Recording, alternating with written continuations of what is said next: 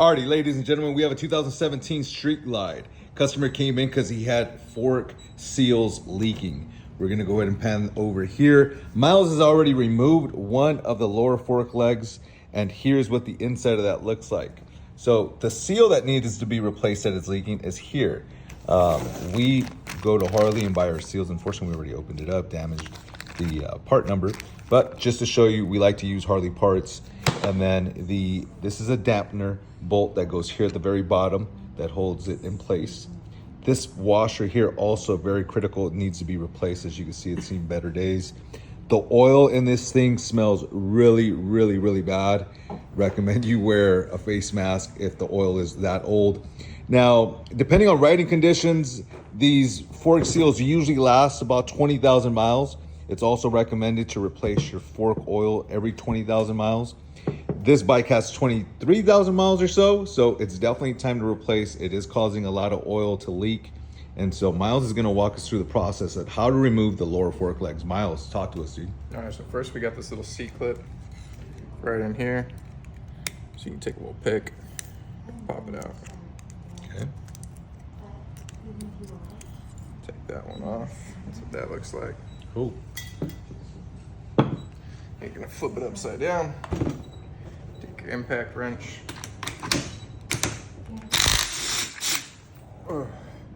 That's really bad. That oil smells really bad. This is definitely a really, really messy job, you guys. If you don't do this often, trust me, you can make a mess. It's gonna be a fucking mess. It can get real messy real fast. It's not as messy here because we kind of done this so often that we kind of are able to control it. So there's the dampener bolt right there. Washer on it. That one came out with the washer. Okay, it's important that most of the times that washer doesn't come out. So the bolt comes out and then the washer gets stuck in there. So you have to extract it with a pick. Then you're gonna take it, bring it over here to your drain pan. Now you smell how bad it is. Look at how black that oil is. That oil should not look that color. Or that consistency. Man, that is bad. And dude, you guys, it smells like shit. It smells really bad. So he's draining it there. He's jerking it off a little bit right there, and then he's gonna bust it out. There you go. He busted out the bottom internals, and that again, this seal has to be replaced. Make sure that this cup too.